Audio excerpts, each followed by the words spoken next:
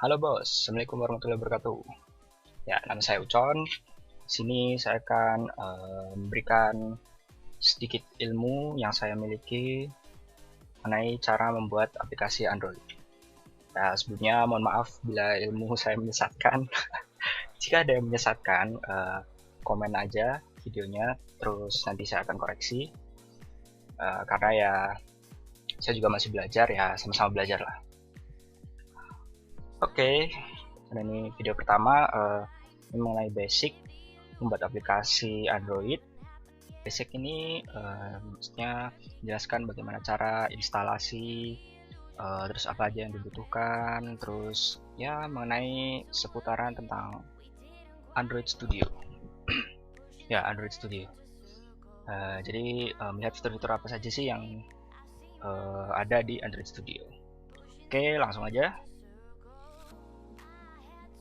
Nah, yang dibutuhkan pertama jelas Android Studio plus SDK. SDK itu Software Development Kit Android, jelas ya Android. Masa iOS. Oke, Java SE Standard Edition Development Kit. Ya, jadi yang Standard Edition. Terus jangan lupa komputer. Kalau nggak punya komputer, gimana ya? Pinjem lah, pinjem tetangga, pinjem saudara, terserah lah, pinjem mana aja bisa.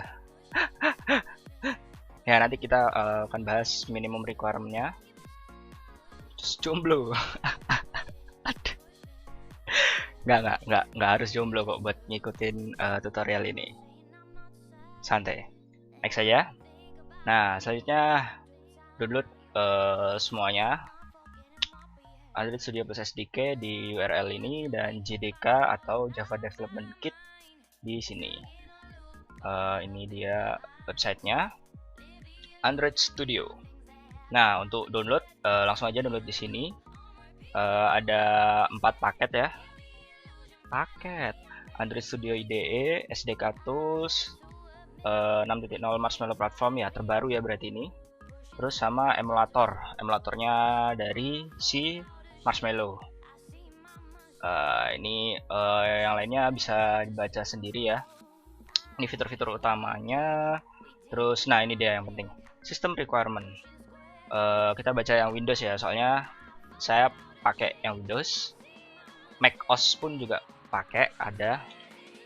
Tapi mungkin kebanyakan menggunakan Windows, jadi bahas Windows saja. Kurang lebih sama kok. Ya, untuk yang Windows, Microsoft Windows, Microsoft Windows 8, 7, Vista dan lain-lain. Nah, Vista kayaknya udah gak ada yang pakai ya. Oke, next langsung. RAM 2 GB minimum, 4 GB RAM recommended. Ya, memang aplikasi ini tuh butuh banget yang namanya RAM. Saya pernah menggunakan itu paling pol yang 64 bit itu hingga makan 2 GB. Ya, selanjutnya hard disk space 400 MB ya, mungkin ini cukup. Terus at least 1 GB for Android SDK. Nah, SDK ini perlu space yang lebih gede. Sepertinya 1 GB kurang. Kalau bisa lebih dari itu. Ini saya contohkan SDK saya. Filenya hingga 21 GB. Ya, ini udah beberapa kali update. Terus versi-versi Android sebelum-sebelumnya juga masih ada. Nggak saya hapus, jadi ya.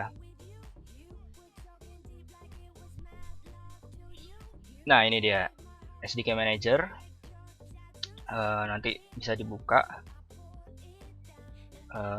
Kalau udah download, bukanya di sini SDK Manager.exe executable, dijalankan aja, keluarnya nanti ini. Nah, ini beberapa yang udah install. Padahal saya nggak nginstal semuanya, nggak semua diinstal, tapi filenya tetap gede. Jadi kalau bisa kasih kapasitas yang gede, mungkin kira-kira lebih dari 21 GB ya. Ya buat jaga-jaga aja. Terus selanjutnya minimum screen resolution. Nah, ini Java Development Kit. Perlu, terus optional for accelerated emulator. Nah, ini untuk pengguna prosesor Intel, dia ada seperti mungkin software atau driver yang diinstal di komputer. Intinya bisa membuat yang menggunakan prosesor Intel itu lebih cepat waktu jalanin emulator. Oke, ini kurang lebih sama Linux. Nggak pakai Linux, nggak pernah nyoba. Terus, nah ini yang di sisi paling bawah sini ada kalau mau download SDK Tools Only. Nah ini mau download SDK-nya aja bisa download ini. Filenya cukup gede. Nah ini kalau yang Android Studio Package. Nah yang awal ini dia bakal download semuanya sama kayak yang hijau di atas, yang tombol hijau-hijau, download Android Studio for Windows itu sama aja. Nah kalau yang bawah itu cuma download IDE-nya aja, jadi cuma download aplikasi Android Studio-nya aja, Android Studio yang buat ngedit-ngedit nanti codingannya. Ya kurang lebih seperti itu. Terus download Java SE, ini Java SD yang JDK, NetBeans ini idenya buat Java, jadi nggak usah, JDK-nya aja. Setelah diklik nanti pilih, nah ini banyak operating system, download operating system yang sesuai. Nah saya menggunakan 64 bit, saya lihat 64 bit operating system, jadi download yang x64. Kalau misalkan pakai yang 32 bit berarti download yang x86. Oke, ya sepertinya itu aja download. Kalau udah selesai download terus diinstal. Nah setelah install yang penting tuh ya pilih lokasi yang sesuai. Jadi diinstal nanti pasti ada suruh milih lokasi. Nah saya perlihatkan.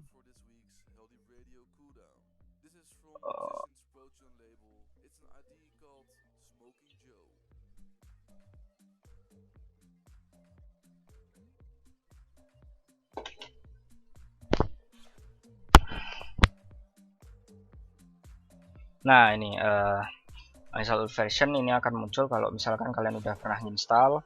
Karena saya udah pernah install jadi keluar seperti ini. Saya centang aja next, next aja. Nah ini pilihannya Android Studio, SDK. Kalau itu yang satu paket sama SDK ada pilihan dia menginstal SDK sama virtual device. Virtual device itu untuk emulatornya. Next aja, license agreement. Kalau kuat baca aja. Kalau enggak agree aja.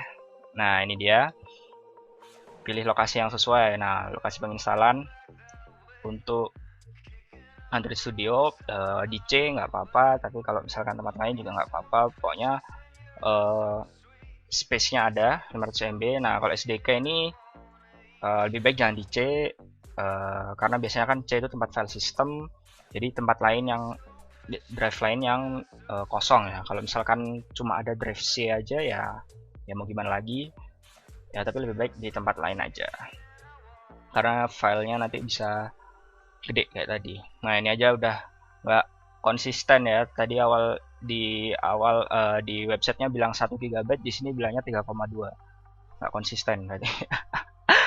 Ya selanjutnya next aja karena saya udah install jadi nggak perlu. Terus sama versi Java ini bentar, untuk yang JDK install aja next aja, default aja. Nah selanjutnya untuk masalah JDK, Java Development Kit, kalau sudah install buka CMD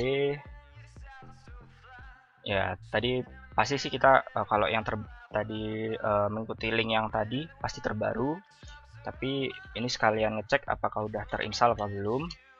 Biasanya sih kalau yang awal-awal nggak keluar seperti ini karena path filenya belum disetting, tapi kalau udah keluar bisa keluar seperti ini, misalkan Java C, Java compiler. Nah biasanya kalau udah keinstall dia bakal keluar seperti ini. Nah setelah setelah set environment variable itu untuk ngeset path dari Java-nya ya, klik advanced system setting tadi. terus akan keluar ini system property, environment variables. Nah, ini cari variabel path. Nah, ini ya, path. Lalu arahkan ke default bin dari Java. Nah, ini saya contohkan program file, klik, terus cari Java. Nah, ini cari yang SJDK, terus bin. Lalu copy aja ini path filenya, copy, close. Nah, untuk memisahkan sama yang sebelumnya kasih titik koma, terus paste aja. Nah, kalau udah oke, terus keluar dan coba lagi CMD yang tadi. Tapi biasanya sih perlu restart dulu ya untuk biar settingan ini bisa berjalan di sistem. Ya, karena saya udah setting, jadi nggak usah, saya close aja. Oke. Selanjutnya, mengenal Android Studio. Jika udah selesai, jalankan Android Studio-nya.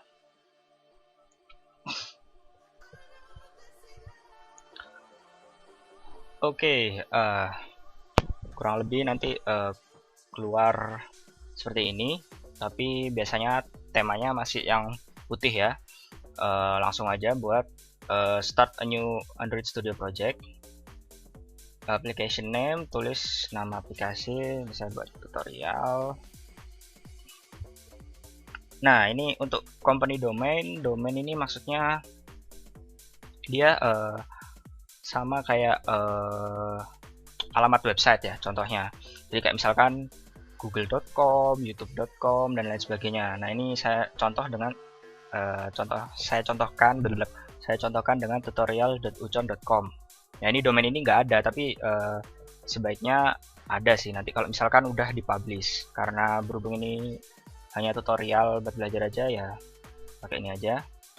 Terus next. Nah, ini ada pilihan device mau mana aja yang mau di develop, phone, dan pilih phone and tablet.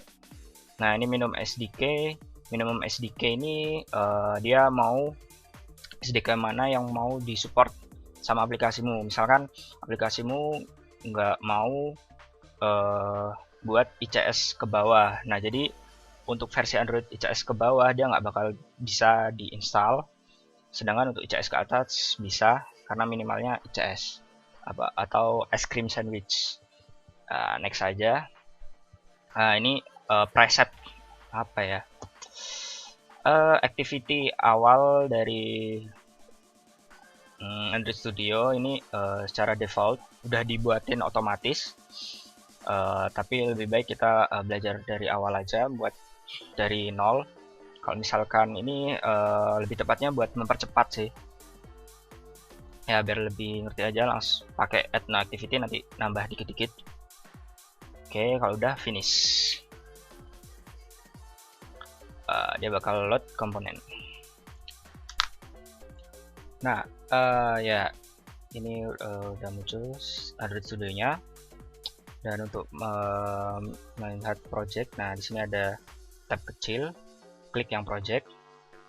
Nah, ini bakal ngeluarin struktur folder dari project yang dibuat. Nah, ada tampilannya, bisa untuk default awal mungkin keluarnya seperti ini, Android. Jadi struktur untuk project Android.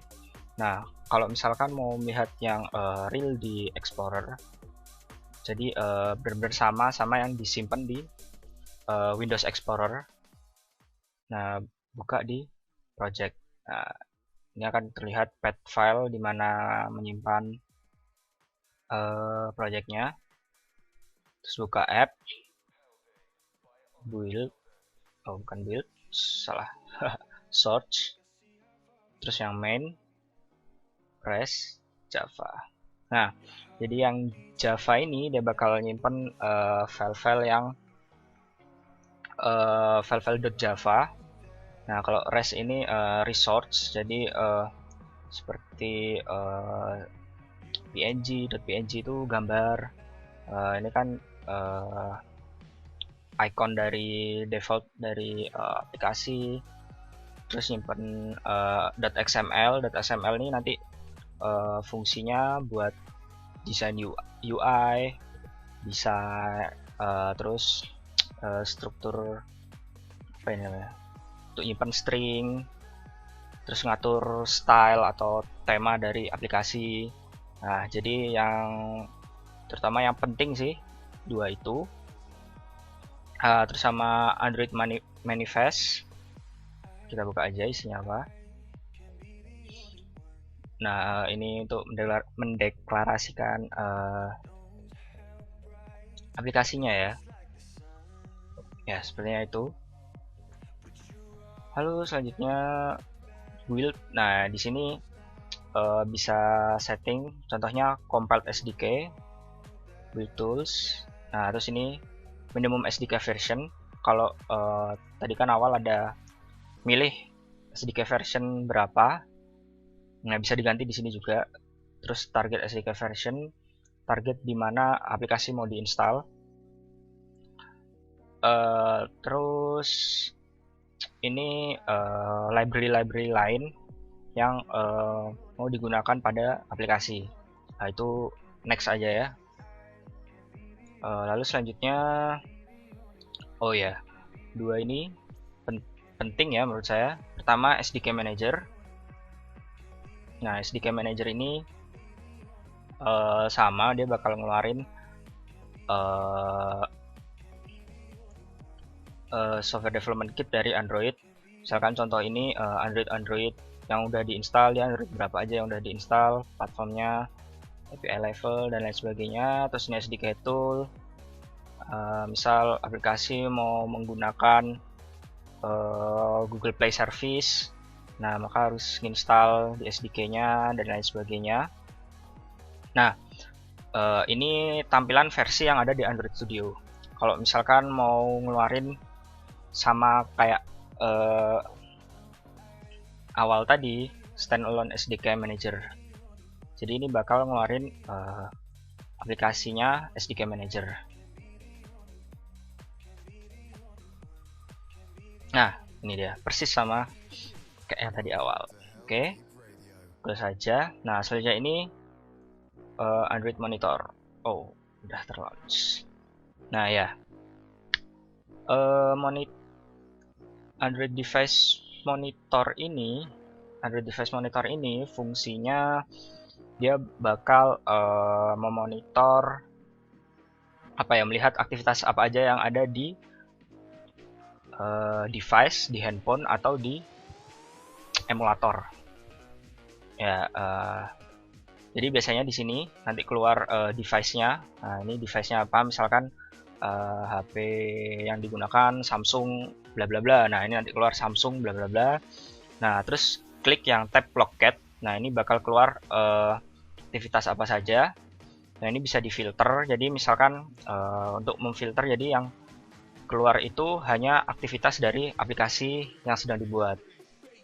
Ya, nanti selanjutnya akan saya contohkan, tidak di tutorial kali ini. Ya, ini hanya perkenalan aja.